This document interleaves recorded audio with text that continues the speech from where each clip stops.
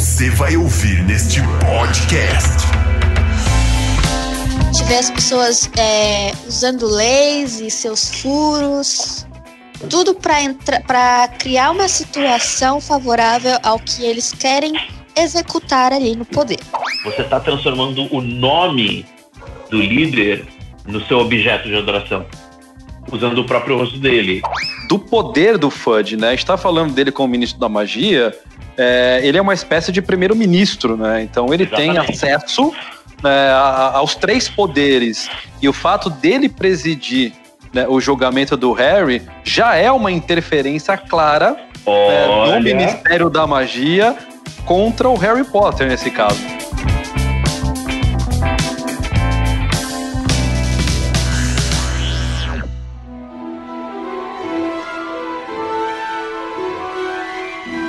Fala galera, estamos começando aqui mais um podcast da Glocal, trazendo a nossa equipe aqui da cultura pop. Faz tempo que não nos reunimos, falamos aqui no começo da pandemia, já estamos aqui no dia 5.520 e seguimos. Né? É engraçado, você foi tentado a falar, nós falamos do começo da pandemia e agora nós estamos... Aonde nós estamos na pandemia? Nós estamos no meio da pandemia, do final da pandemia? Pois é. O futuro dirá. Pois é, estamos... Em algum momento nós saberemos em que ponto estamos da pandemia. O dia que você for dar aula sobre isso, você vai saber. Pois é, eu pensei que eu estaria aposentado até lá, mas já sei que não vou me aposentar em vida, então... Ninguém vai. Nenhum de nós. Provavelmente algum dos ouvintes vai se aposentar. Também só o futuro saberá dizer algo sobre isso, né? Mas o importante é que nós estamos aqui de volta e vamos falar um pouco sobre o famoso menino bruxo Harry Potter, ou Harry Potter, se você preferir. E começaremos aqui uma discussão, um papo aí sobre esse universo do Harry Potter. Depois vamos focar em alguns pontos específicos apenas da história do menino bruxo, né? Se você notar qualquer semelhança com a realidade, será uma mera coincidência? Eu não sei. Mas eu quero começar fazendo uma pergunta e depois já passo a bola pro Silas. E daí? Silas. E daí? Essa é a sua pergunta. Tá essa é a minha pergunta. E daí? Ouvintes da Glocal, meu nome é Silas Chosen, e vim aqui para desvendar os mistérios do menino bruxo. Pela segunda vez falando sobre o menino bruxo na Glocal, estamos profanos pra caramba.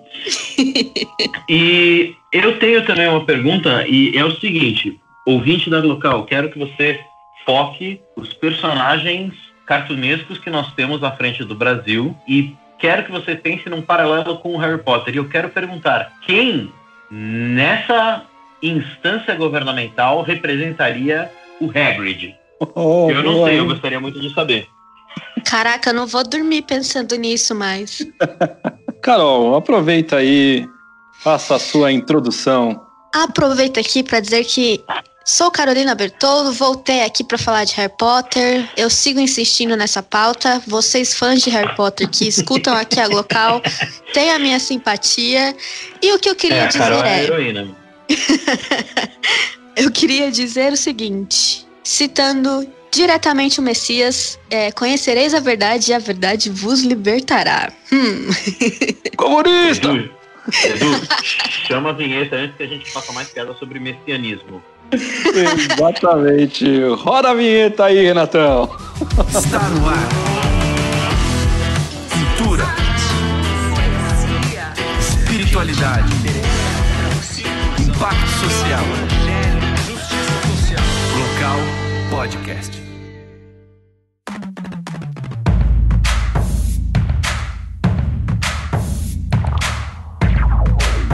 Ai, eu queria começar já dando uma atualização no status da minha mãe em relação à opinião dela com Harry Potter.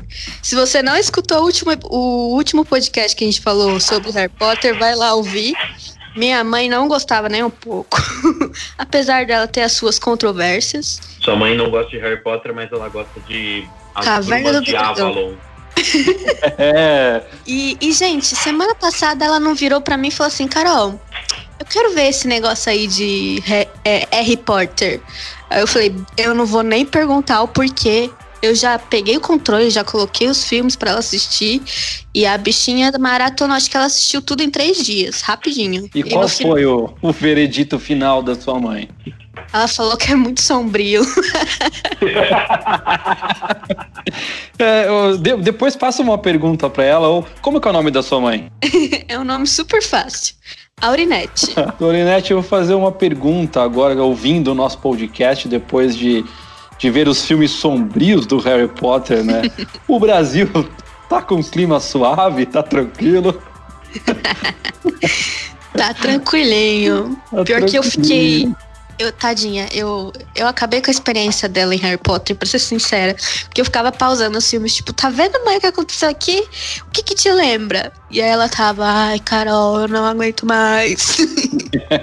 Ô, Carol, eu com todo respeito para com a sua pessoa, mas você é chata. Eu fui muito chata. Queria que a sua mãe conhecesse a história do bruxo menino. E você foi, poxa, já pensou? Tudo bem, os meus pais, a minha mãe assistiu Senhor dos Anéis. Mas já pensou se toda vez que Frodo tropeça numa pedra, eu paro o filme e questiono a minha mãe sobre o que ela tá achando? Ela já tava dormindo vendo o filme. Vai ver que no caso de Senhor dos Anéis deu uma ajudada aí, né? Essa pausa, essa discussão. A minha mãe, eu percebi que ela ficou meio chateada. Aí eu fiquei quieta. Eu fiz isso umas 3 vezes. Mas só na Ordem da Fênix, que é... A única reclamação que eu tenho do Harry Potter, que eu fui assistir um dos filmes com a Pri, a gente namorava ainda, e ela tava conversando com a minha irmã, sobre o livro. Eu não tinha lido ainda. Eu li até o 4º livro, nós fomos assistir o filme, e aí uma olhou pra outra e falou, não, mas e a hora que o Dumbledore morre? Eu fiquei olhando assim, tipo, como assim o Dumbledore morre? E aí eu fui assistir o filme esperando o tempo inteiro o Dumbledore morrer. É a única reclamação que eu tenho de Harry Potter. No mais... Que triste. Foi, né? É bem triste. É uma das cenas mais lamentáveis da saga, né? E se você não viu Harry Potter, tomou um spoiler como eu, não reclame se você está ouvindo. Nada melhor do que um aviso de spoiler dando um spoiler. Exatamente. Vamos ter spoiler. Exatamente. Afinal, estamos focando no 5º filme do Harry Potter, vamos falar bastante da saga como um todo, mas a gente vai ficar mais no 5º livro, na Ordem da Fênix. E eu já queria começar falando um pouco sobre um aspecto mais amplo da saga toda, que é uma coisa que eu falo bastante isso na Glocal, que é sobre vilões. Se você quer fazer um vilão que vai funcionar, normalmente uma boa dica é faça dele um nazista. Porque ninguém tem pena de nazista levando soco na cara. Muito pelo contrário, as pessoas vibram. Muito pelo contrário. Normalmente é recebido com aplausos. E você, jovem imberbe que assistiu Harry Potter e não conseguiu reconhecer nenhuma das analogias que são feitas na história, é bem intencional os paralelos que você tem entre os vilões da saga e a galera mais inclinada para direita extrema ali do começo pro meio do século XX. Só para reforçar aqui, tá? Nazismo é de direita, viu, pessoal? Só para reforçar o conceito aqui, tá? Continua, Silas. Como eu estava dizendo, a galera é mais inclinada ali para a direita extrema, no meio do século XX, que causou um rebuliço na Europa, porque eles decidiram que a Polônia não ficava muito bem ali onde estava, ela devia ir para dentro da sala deles. O principal foco, eu estava até conversando com um amigo meu hoje sobre isso. Esse meu amigo, ele estava falando que o Thanos era um nazista. What? E aí eu falei assim, calma, você está confundindo as coisas. O Thanos, você pode chamar ele no máximo de malthusiano. Exatamente. Eu chamo de um monte de outros adjetivos que a gente não vai entrar nesse assunto dessa vez, mas a diferença é que para você chamar alguém de nazista, para você ter essa definição, você precisa estabelecer o que é comumente aceito, e o professor de história está aqui do lado virtualmente, a gente está fazendo distanciamento social. Para mim, corrigir, Importante. é que o nazismo, ele é uma ideologia fundamentada no ódio por minorias bem específicas ali, daquele contexto histórico-social da Alemanha naquela época, onde eles queriam extermínio de raças que não fossem do que eles consideravam uma raça pura. Isso incluía os ciganos, isso incluía os judeus, isso incluía testemunhas de Jeová, homossexuais, negros, todas as pessoas que os nazistas consideravam que não mereciam ser humanos. E no Harry Potter,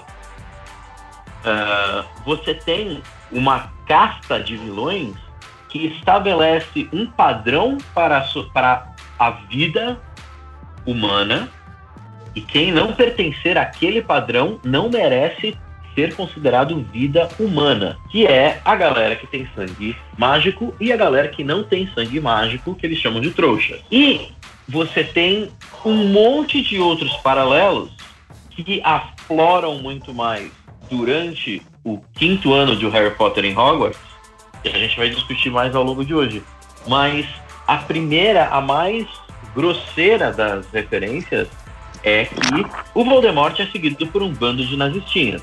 Alguns de vocês discordam. E tem uma coisa que é interessante, né? Tanto no mundo real quanto na saga. O Voldemort defende essa ideia, né, dessa superioridade dos bruxos, mas ele mesmo não é um cara totalmente puro. Exatamente, ele não é um sangue puro, né? E espalha, né, dissemina esse ódio todo, né? A galera que o segue ali, né, muitos ali acabam sendo, mas ele acaba atraindo. Será que lembra alguém, Edu? Pois alguém que né? Pregava uma raça superior e não era necessariamente. Pois né? Raça. São mais dessas curiosidades, né, que a gente acaba percebendo nesse contexto, né? Então é bem interessante esse paralelo aí que o Silas começou fazendo. Isso tá no Harry Potter, continua no Harry Potter sem Harry Potter, né, que é o Animais Fantásticos ali. Você também vê isso acontecendo. Então, o tempo todo, né, na saga, você vai perceber, né, essa ideia nazifascista jogada na sua cara.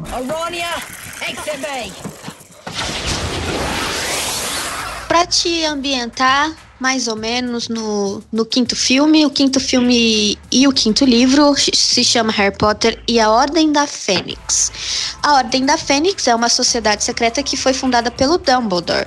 Dumbledore, que na época o Dumbledore é o diretor de Hogwarts. É que eu não lembro se ele era diretor na época do... Ele não era diretor. Não, né? Tá, não, beleza. Ele era professor. Então ele era...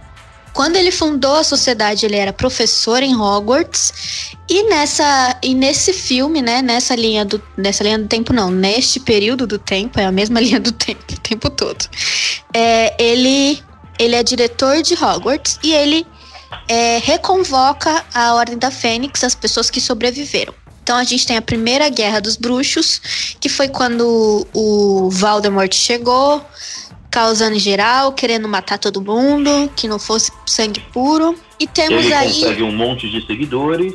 Ele consegue um monte de seguidores. E aí a gente tem agora a Segunda Guerra dos Bruxos. O 5º filme é anterior a essa Segunda Guerra.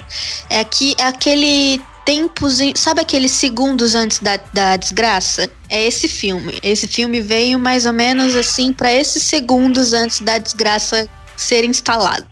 Eu acho que a primeira coisa que a gente precisa estabelecer aqui é que não existe golpe sem apoio popular. Então, já vamos entrar pé na cara, assim.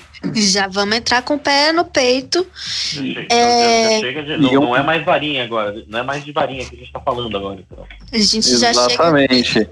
E uma coisa que é interessante você dá o golpe com o apoio popular, mas você não deixa os populares participarem do golpe. Não, ele é completamente elitizado. Exatamente.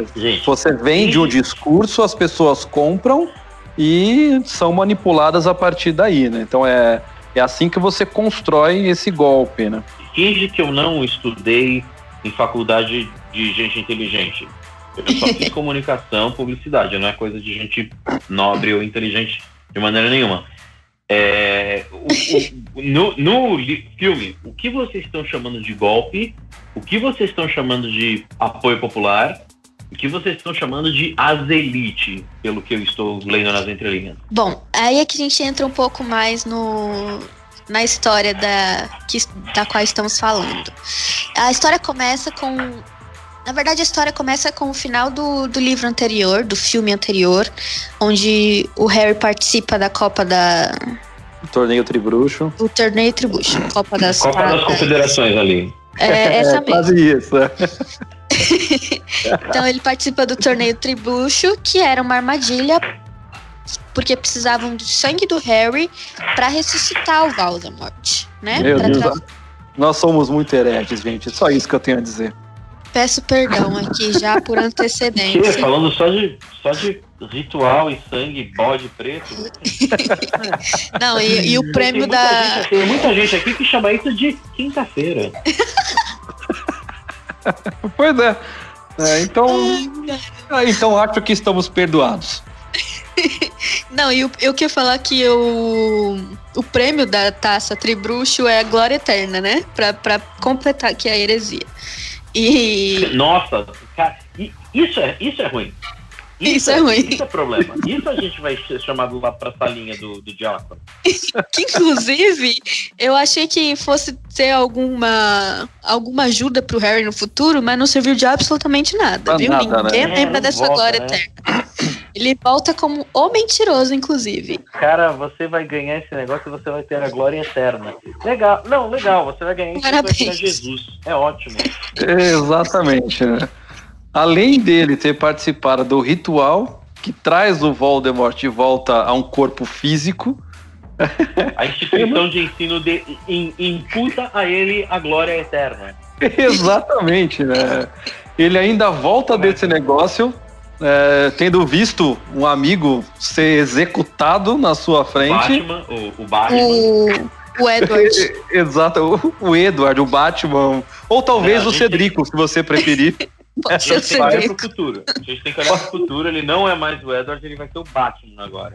Exatamente, né? Ou se no contexto da história, se você quiser chamar de Cedrico, você pode também. E além de tudo... Esse pseudônimo também.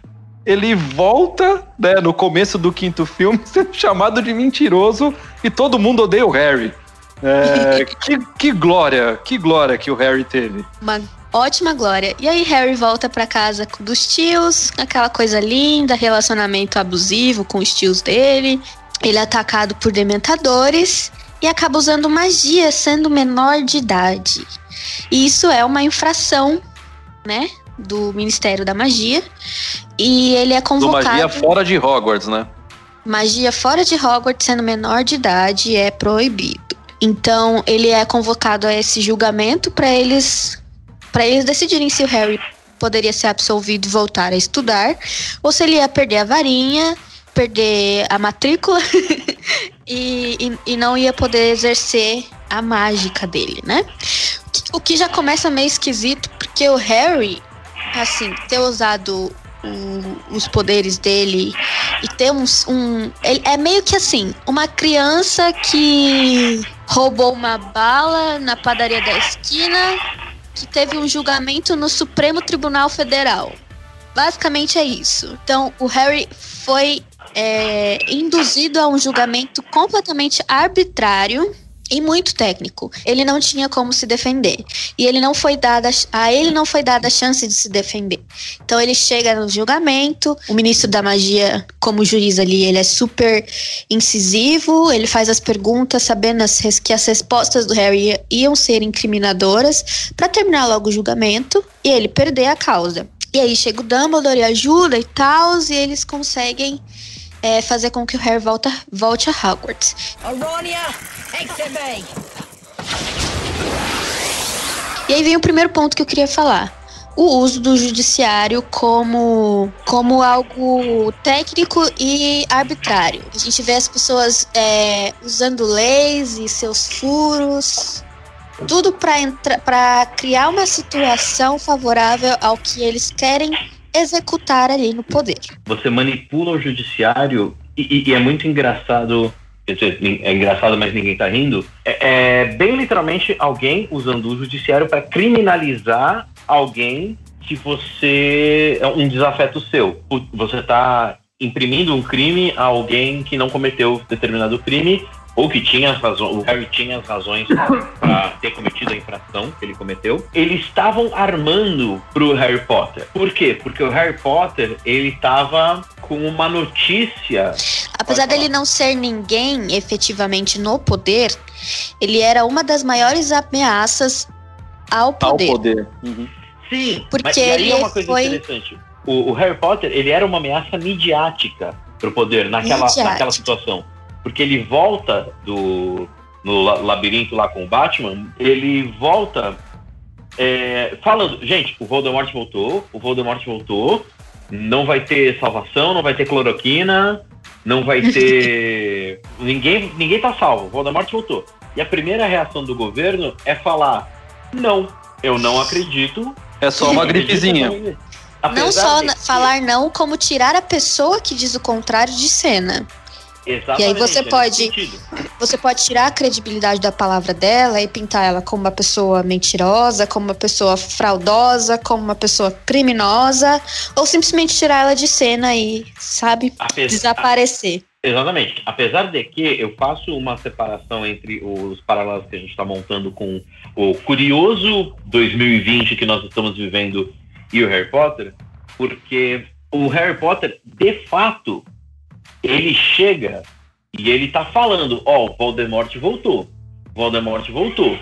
E, a princípio, o Harry Potter ele não tem evidências para isso. Exatamente, fica a palavra dele contra dos outros, né? Ele não tem nenhuma prova. Só que aí você tem um monte de gente que acredita nele logo de primeira, como o próprio Dumbledore, como o pessoal ali do Ministério não do Ministério, ali o pessoal da própria o Estado Maior do Dumbledore, eles estão todos do lado do Harry e eles sabem das coisas. Aí é uma questão da gente pensar, será que o Fudge, ele tinha as evidências, só que ele decidiu ignorar, ou será que o Fudge não tinha as evidências? Porque no final do filme, o Fudge vê o Voldemort com os próprios olhos. Uhum. E o que eu acho? Eu acho que se ele fosse um cara, agora voltando aos nossos paralelos, se ele fosse um cara que estivesse na negação pela negação, ver a evidência na cara, ele não ia fazer nada, ele ia continuar negando, porque esse é o jogo dele. Como nós estamos vendo. A gente tem que lembrar, Silas, que no livro anterior, o Fudge não era o ministro da magia. Não? Não, era um outro carinha, qual que era o nome dele? Que o filho, que era o comensal da morte lá, que tinha o tique de pôr a linguinha pra fora. Não, esse daí não era. Ele não é ministro. Ele era o quê? Bigode, o cara que tem o bigode de Hitler, que é muito estranho eles terem feito essa brincadeira no Harry Potter. Eu não lembro, eu acho que ele era acusador, porque eu lembro daquela. Ele era um dos caras, um dos tops ali no ministério. Que inclusive quando teve, né, que o Bartol Crouch, o nome dele. Isso, é o Bartol Crouch. Mas o Fudge, ele era ministro. O Fudge, se eu não me engano, a história começa com o Fudge já sendo o primeiro livro. Que eu acho que o Fudge não é mencionado no primeiro livro. Inclusive, se eu não me engano, acho que ele faz a abertura da Copa do Mundo de quadribol.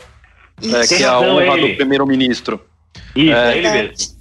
Inclusive, eu quero chamar a atenção para essa questão, inclusive, do poder do Fudge, né? A gente está falando dele como ministro da magia, ele é uma espécie de primeiro-ministro, né? Então ele tem acesso aos 3 poderes. E o fato dele presidir, né, o julgamento do Harry já é uma interferência clara do Ministério da Magia contra o Harry Potter, nesse caso. É o Supremo Tribunal Federal do Brasil aqui julgar uma criança que roubou uma bala na padaria da esquina. Exatamente, só que ela roubou a bala da padaria da esquina, que o nome da padaria da esquina é Veja. Veja. É uma criança que tem uma bomba, ela roubou uma bomba da padaria da esquina. E essa é a questão. Só que o Edu chamou a atenção para um negócio muito interessante, que o cara do executivo, ele chega e ele começa a agir como o legislativo. E aí eu não sei se a gente pode fazer uma crítica ao mundo mágico, fazer uma crítica ao Fudge como um cara que não está respeitando a divisão dos 3 poderes, ou simplesmente a gente não sabe que o mundo da magia não tem divisão de 3 poderes e a democracia é uma coisa louca dos trouxas para eles. Exatamente, né? Ao menos no filme não fica isso claro, né? Assim como eletricidade ou ter animais que têm uma cabeça só, sabe? A democracia é só mais uma dessa coisa engraçada que os trouxas fazem. Mas que existe um autoritarismo nítido por parte do Fudge. Sim, com certeza. E uma interferência direta nesse caso, né? Porque se fosse um julgamento normal, você não precisaria do Fudge ali fazendo esse papel, né? Tem toda a razão. Você pensar que, como a própria Carol falou, vocês, sabe, não é só o Superior Tribunal Federal julgando um garoto que roubou uma bala. É o presidente da nação invadindo o Superior Tribunal Federal para ele, em pessoa, julgar a criança que roubou a bala. É como se o cara tivesse roubado a bala da vendinha dele. Exatamente. Então é uma situação bem complicada, como a gente pode ver. Tensão de todos os lados, insegurança tanto no governo quanto na própria população de bruxos que não sabem muito bem o que está acontecendo. É engraçado que alguns dos colegas do Harry acreditaram nele lá no outro filme, e quando ele volta para a escola, todo mundo já acha que ele é mentiroso, porque houve uma construção de uma narrativa do Harry mentiroso. E aí ele tem celular e recebe mensagem no WhatsApp. Dá no que dá. Pois isso é o que dá, inventarem mensagem instantânea. Então, assim, esse é um outro ponto interessante, né? A criação de narrativas de meias-verdades, ou do que a gente pode chamar de pós-verdade, e fake news. Nós podemos chamar de fake coruja. Fake owls. É verdade. Então, sempre falácias contra as pessoas que estão falando o contrário do que o governo tem afirmado. O governo, no caso o Fudge, o Ministério da Magia, tem afirmado que não, Voldemort não voltou, que o Harry está louco e o Dumbledore também. E aí a gente entra em um outro ponto, que sempre que alguém fala pro Fudge que o Voldemort voltou, ele, além de negar, ele aceita esse aviso como uma forma de ataque pessoal a ele. Sim, exatamente. É muito inteligente essa construção do personagem do Fudge, porque o Fudge só tem medo de uma coisa, e não é o Voldemort. O Fudge tem medo do Dumbledore, porque o Dumbledore, no passado, já teve algumas ocasiões em que as pessoas queriam que o Dumbledore virasse ministro da magia, e o Dumbledore falou: eu não sirvo pra política, não me venham com essa, o meu negócio é beber cerveja manteigada. Então o Fudge, ele não compra esse peixe. O Fudge acha que o Dumbledore quer derrubar ele. Então quando você vem apoiando, entre muitas aspas, a narrativa do time adversário, ele vai achar que é um ataque. E uma coisa que é interessante na postura do Dumbledore ao longo, né, de todo esse filme, até para proteger, né, o Harry, é o afastamento, né? Ele se afasta do Harry, ele se afasta, né, meio que publicamente até ali de Hogwarts. Ele não fica muito... É um filme em que ele aparece poucas vezes, para preservar o Harry, porque ele sabe que o Voldemort já tá sacando a mente do Harry, então ele quer manter um afastamento. Então o Dumbledore, ele é uma figura extremamente importante por perceber a jogada do Voldemort com o Harry e do Fudge com relação a ele num contexto político de todo esse momento. Eu acho essa postura do Dumbledore é extremamente interessante nesse filme especificamente. Ela mas vocês que provavelmente viram o filme mais vezes do que eu, ou leram o livro mais vezes do que eu, me lembra uma coisa: o Dumbledore, ele tá evitando o Harry, depois eu sei que o Dumbledore se arrepende de ter feito isso. Agora, eu não lembro se o Dumbledore tava evitando o Harry para se proteger. E aí ele manda o Harry ter as aulas de oclumencia com o professor Gótico. Então, quando você lê a saga toda, eu vou dar outro spoiler, mas é um spoiler moral para a história toda, gente. Quando você lê a história toda, você percebe que o Dumbledore, ele era meio babaca. Muito. O Dumbledore, ele tem esse complexo de mestre dos magos, onde eu vou mostrar o caminho, mas você tem que passar pela porta. Mestre dos magos, Dumbledore, onde você foi? Ora, ele entrou atrás daquela pedra. Agora ele não está mais aqui. O Dumbledore faz isso a história toda. E esse é o livro em que ele exagera isso ao extremo, porque o Harry Potter olha pra ele, o Dumbledore evita o olhar do Harry Potter. E eu não lembro se é porque ele tinha medo que o Voldemort lesse a mente dele através do Harry Potter. Aí não vem muito ao caso, mas e também não vem ao caso a gente falar do Dumbledore necessariamente. O problema desse podcast é o Fudge, na verdade. É o ministério como um todo, né? É o ministério como um todo, tem razão. Assim, o Dumbledore sabe manipular as situações e as pessoas. Isso é óbvio em toda a saga. E ele faz isso o tempo todo. A diferença é que o Harry confia nele, né? Confia nessa manipulação do Dumbledore. E que no final até que faz sentido. Quando você para analisar a imagem como um todo, você vê que fez sentido a postura do Dumbledore em uma ocasião ou outra. Mas a questão é, ok, Harry não foi condenado, Dumbledore conseguiu salvar ele e ele precisa voltar para Hogwarts. Hogwarts é o lugar que está mais isolado do Ministério da Magia ali da Inglaterra. E é o lugar onde Dumbledore tem a maior influência, certo? O que o Ministério da Magia faz? Precisamos tirar o Dumbledore. Se ele não sai por bem, ele vai sair por mal. Precisamos que o Dumbledore seja suicidado.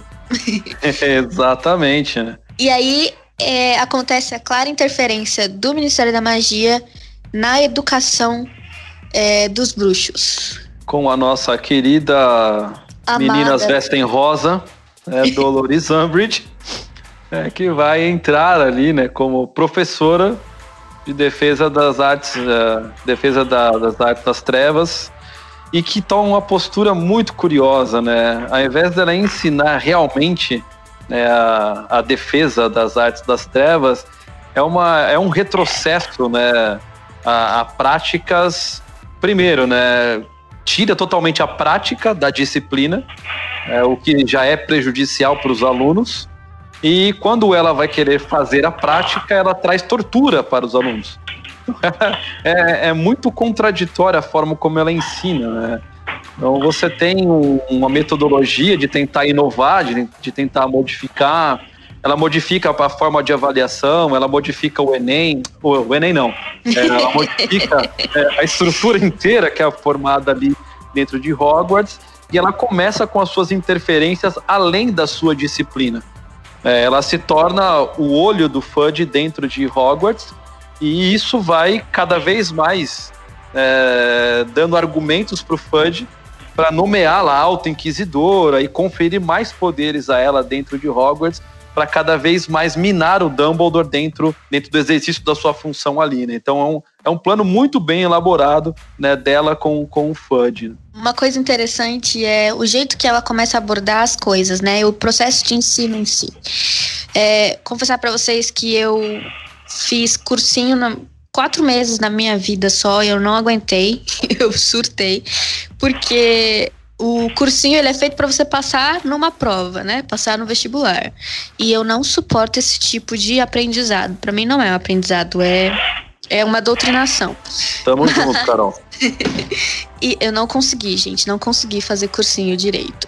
O que acontece é que a Umbridge vira para os alunos que questionam para ela, tipo, tá, mas a gente não vai ter uma aula prática de defesa contra a arte das trevas? Ela fala, não, vocês estão na escola para passar nas provas. E é isso que vocês vão fazer, estudar para passar na prova. Curiosamente, algo que a educação no Brasil faz a vida inteira, né? Você não está preocupado em formar um cidadão. Você está preocupado em fazer o cara passar no vestibular. Eu acho que é um pouco mais do que isso. Na verdade, e especialmente recentemente, a gente tem visto sombras desse tipo de atitude por aqui.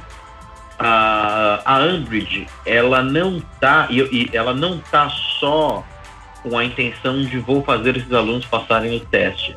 Ela tá com a intenção de formar cidadãos, mas formar cidadãos completamente instrumentalizados. Assim, que mais pra frente, quem vira, pelo menos no filme eu lembro que isso é muito bem pontuado, quem vira os defensores ali, os guardas dela, são os membros da Sonserina.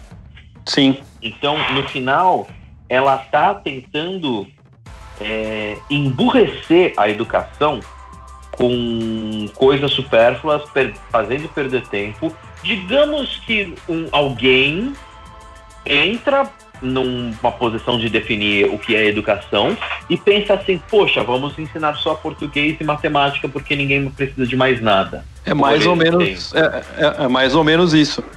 Inclusive, né, se a gente for pensar no que acontece nos dias de hoje, é esse reforço que nós acabamos tendo, né? Você cria o cidadão facilmente alienável. Isso, é aí onde eu queria chegar. Você cria uma massa de manobra, você instala o aplicativo massa de manobra, sabe? Você não pode ensinar a questionar, você não pode ensinar a se defender, você tem que ensinar a se conformar. Aí você tem que aprender obediência ao nosso grande líder. Aliás, eu acho muito legal quando eles entram no Ministério da Magia pela primeira vez no filme. E eu acho que é a primeira vez que você vê o Ministério da Magia nos filmes. E na história em toda, como sempre. E eles falam assim, e como a gente não tem noção de como era o Ministério da Magia antes, mas a gente tem uma noção de que ele não era o que ele é agora. Tanto que eles mencionam assim, nossa, essas estátuas, e ele tem uma estátua de supremacia bruxa. Tá esmagando, clara, né, os trouxas. Isso, como se os trouxas carregassem os magos, os bruxos. E no filme, pelo menos, eu achei isso de muito bom gosto. Você tem estandartes gigantes com o rosto do Fudge. Do Fudge, aham. Isso Aquela estátua é a estátua ali do Parque de Ibirapuera, basicamente a mesma coisa. É verdade, o puxa e empurra. Essa mesmo. E esses estandartes do Fudge, eles são muito 1984. Eles são muito, o nosso grande líder está em todos os lugares, o nosso grande líder está observando você. Você está transformando a própria liderança da sua nação no símbolo de adoração. Você está transformando o nome do líder no seu objeto de adoração, usando o próprio rosto dele. Então meio que não tem mais salvação para a democracia depois que você transforma... Quando você transforma o seu líder num deus, não tem muito para onde ir.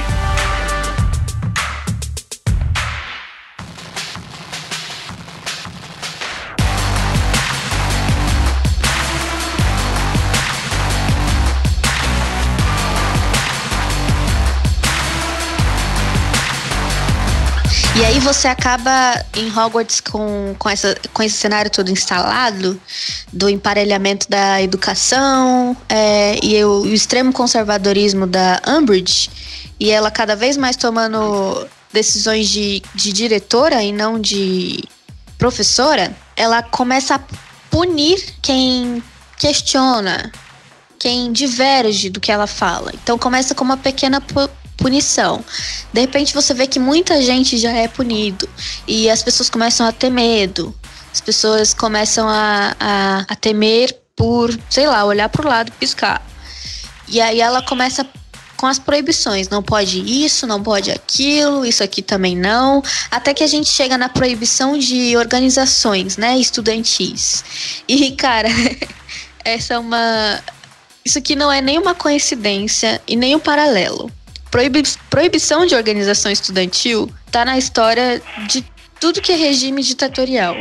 E, inclusive, né, se nós lembrarmos o período ditatorial aqui no Brasil, você tem, existe um decreto, né, de que qualquer aglomeração acima de 4 pessoas já estava autorizada a polícia do exército chegar e meter porrada em todo mundo.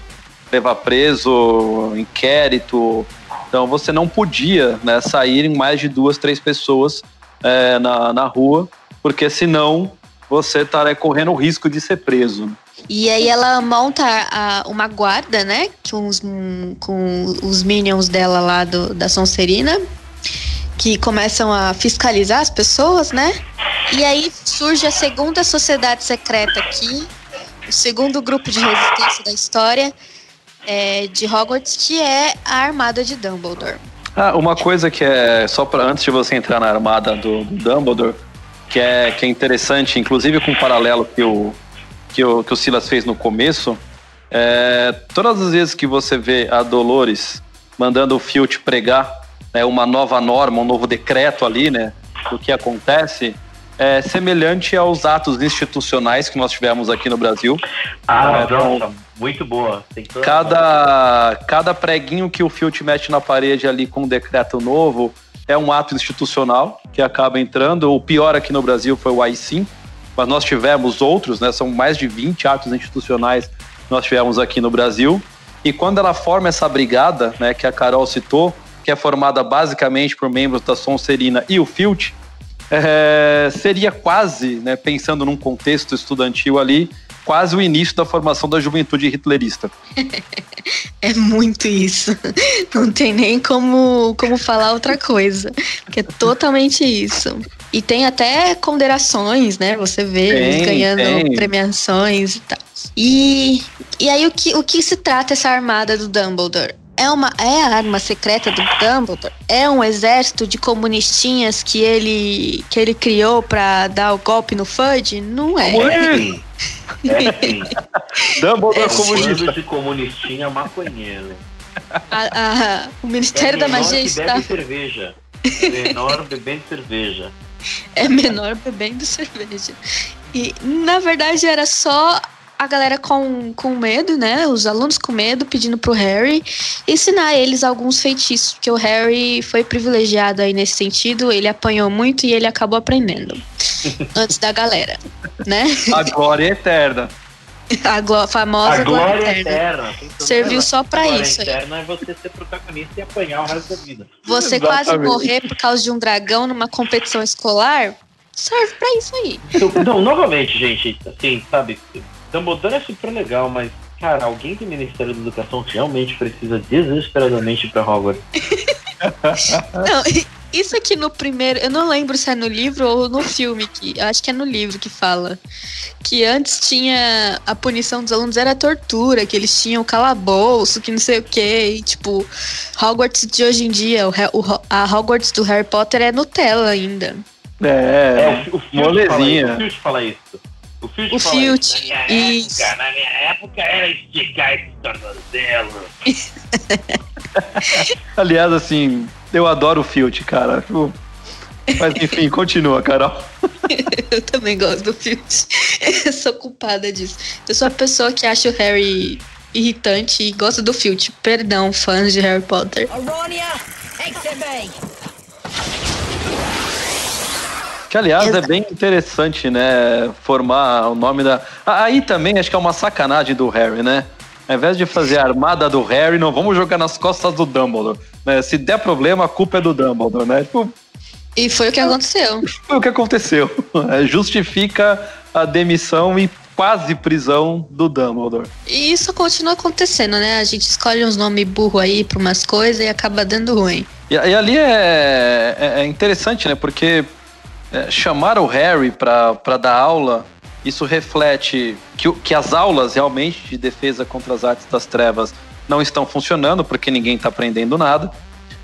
Significa que, de fato, as pessoas irem com o Harry garante ao Harry, pelo menos, a credibilidade que ele precisa, porque é interessante no contexto do filme todo, o Harry ele é muito julgado por todo mundo, né? Só quem está do lado dele são os Weasleys, de forma geral, e a Hermione. E aí, posteriormente, né, outros acabam se achegando. Só a galerinha da Grifinória ali, basicamente, tá junto com ele, um ou outro de outra casa. E ali é um momento que eu acho que o Harry tem, né, de um respiro, né, do tipo, legal, alguém tá comigo, não estou sozinho, né, e vamos poder fazer alguma coisa para lutar contra esse mal que nos assola, né? Então acho que ali é um momento importante pro Harry enquanto personagem do filme, né? Cara, acontece uma coisa nesse filme que eu tô com inveja, porque ainda não aconteceu, pelo menos no Brasil, eu acho. Eu achei que fosse acontecer com o episódio aí de um certo ministro da Justiça que saiu atirando pra todo lado, mas não aconteceu. A galera começou a se tocar que a narrativa das fake news tava esquisita. Não tava fazendo sentido. E começou a falar, Harry, eu acho que você estava certo, me desculpe. E foi aí que o Harry começou a ganhar apoio, né? E o que acontece depois disso é que as coisas começam a ficar esquisitas, cada vez mais difícil de acreditar. O autoritarismo da Umbridge, que tinha um certo apelo, porque ele estava disfarçado de disciplina, de ordem, de eu vim botar essa Hogwarts nos trilhos de novo, tudo bonitinho. Começa a ficar opressor, as pessoas começam a perceber que as coisas estão esquisitas. E aí começa a armada do Dumbledore. E aí a Umbridge tem finalmente a carta na manga que ela precisava para incriminar o maior opositor político ali que eles tinham, que era o próprio Dumbledore, apesar do Dumbledore não ter nenhum poder político de fato, né? Nenhum cargo. E aí eles incriminam Dumbledore e o caminho fica livre. Ela assume, né, como diretora interina da escola. Né? Ela vira diretora. Ela assume como diretora e o caminho até no ministério fica mais livre para as interferências ali em Hogwarts. Para as interferências dos Comensais da Morte. Uma cena que é muito marcante para mim no filme, desse autoritarismo extremo, e eu acho que aí, inclusive, que cai, talvez, a ficha de muita gente, é quando o Fred e o George estão sentados num banco com um estudante do primeiro ano, um menininho novinho, que tinha acabado de passar, né, pela tortura lá da canetinha que marca a mão lá, que eu esqueci o nome. O menino estava chorando e o Fred e o George estavam consolando ele. E o Harry passa e vê aquela cena. Então, você está torturando uma criança de 11 anos de idade, né, porque fez alguma malcriação, porque roubou e tacou um papelzinho na cabeça do amiguinho, né? Então você começa a ter prazer na tortura. E isso é uma coisa, né, que em todas as ditaduras a tortura ela começa com um propósito e depois ela termina com um prazer, né? Então as pessoas começam a ter prazer na tortura. Eu acho que essa cena, para mim, ela é muito marcante, para cravar esse autoritarismo dela, essa ditadura que ela impõe em Hogwarts.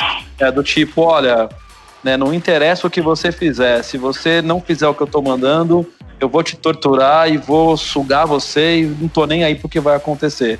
Eu acho que é uma cena muito emblemática para isso. Pro governo autoritário, o povo é combustível que ele joga no motor.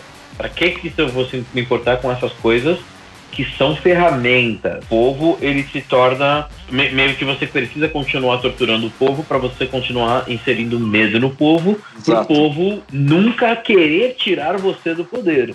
Se você não faz a manutenção do medo, esse povo um dia vai querer se voltar contra você.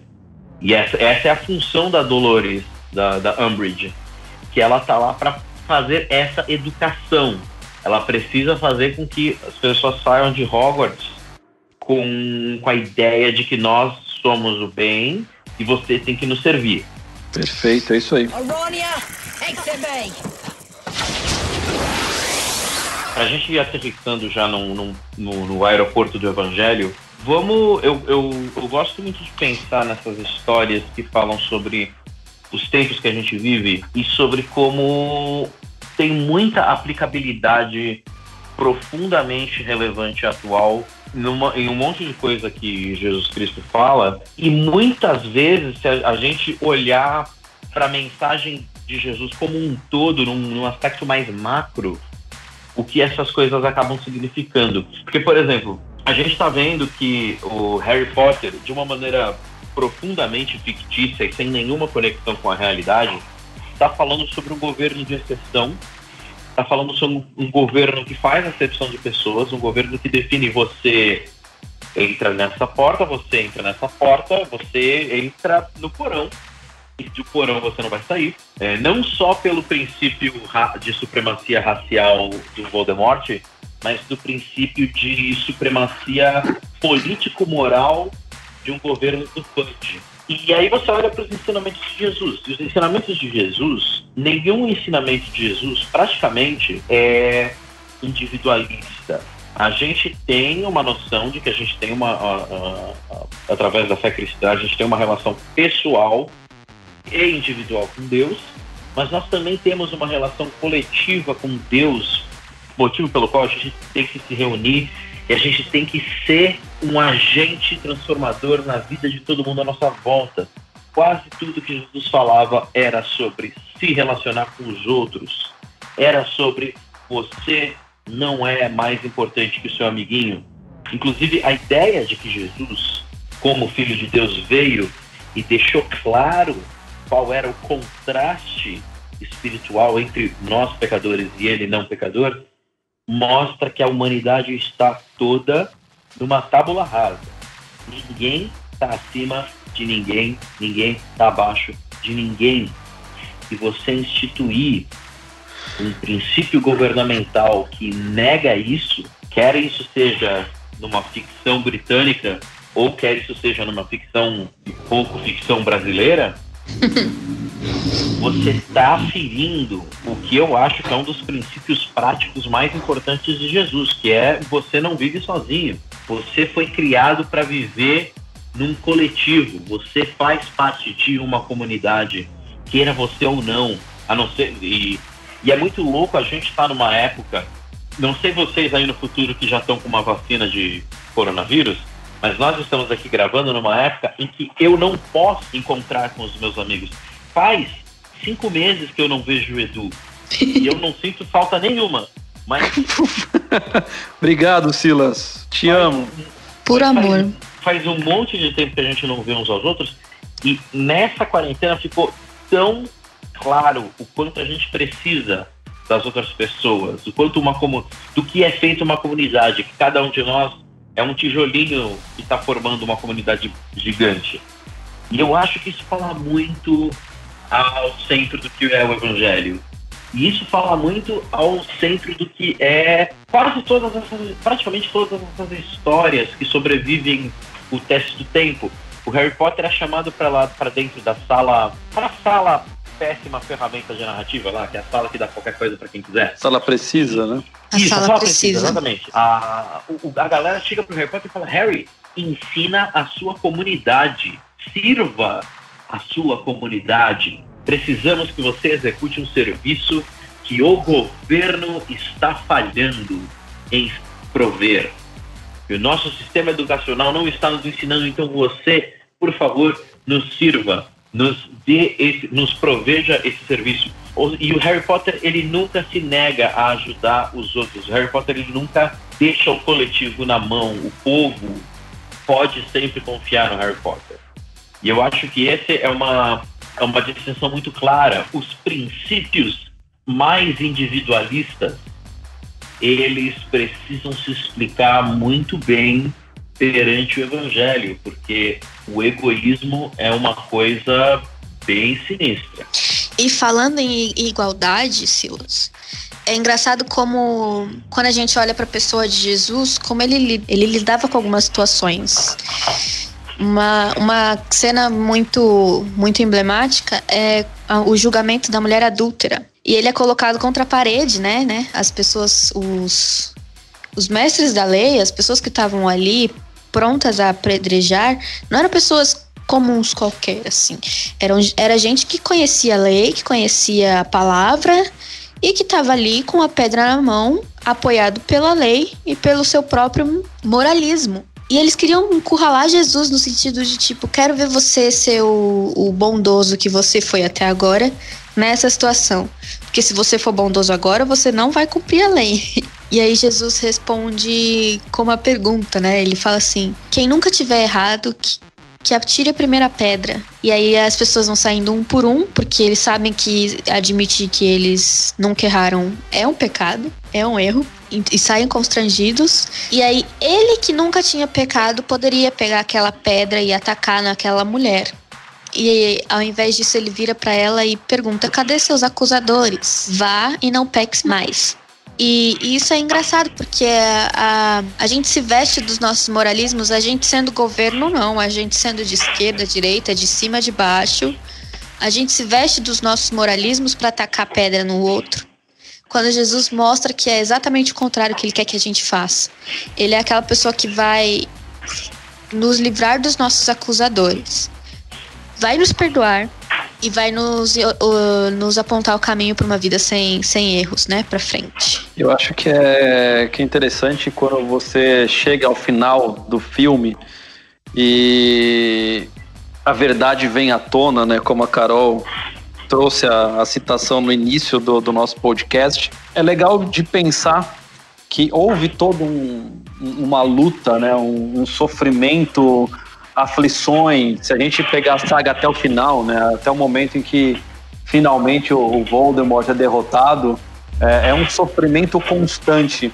E isso me lembra muito a carta de 1 Pedro, né? A carta de 1 Pedro da Bíblia, ela fala muito sobre o sofrimento. Se a gente pega ali no capítulo 2, por exemplo, você tem uma passagem em que Pedro está colocando, né, que olha, se vocês suportarem os sofrimentos, Deus vai te recompensar por isso.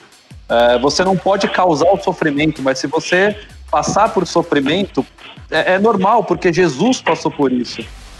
Jesus fala isso, né, que no mundo nós teremos aflições, e a parte boa do versículo é: tem de bom ânimo porque eu venci o mundo. Então eu acho que a mensagem de esperança, né, que esse filme traz, essa mensagem de esperança que a saga vai nos levar até o final dela, eu acho que é isso que tem que ficar com a gente de lição. A gente tem que aprender a suportar o sofrimento, a gente tem que aprender a passar pelo sofrimento, né?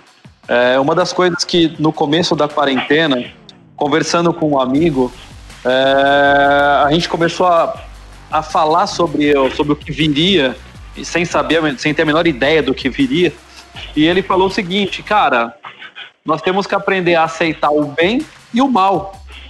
Se Deus está permitindo que a gente passe por isso, vamos tentar tirar boas coisas de tudo isso, né? E isso me calou muito forte ao coração, né? Porque a gente podia ter uma postura diferente, né, de reclamar, de qualquer coisa, mas aqui em casa a gente tem aprendido, né, a tirar proveito do tempo em família e fazer outras coisas que nós não faríamos. Então eu acho que essa mensagem, né, do filme Harry Potter também é uma mensagem de esperança, de aprendermos a suportar tudo isso, porque em um momento isso vai acabar. E eu tenho certeza que no momento que isso acabar, a gente vai estar ali vendo Jesus com os braços abertos assim para nos receber, e aí sim, tipo, vem pra glória eterna que acabou o sofrimento.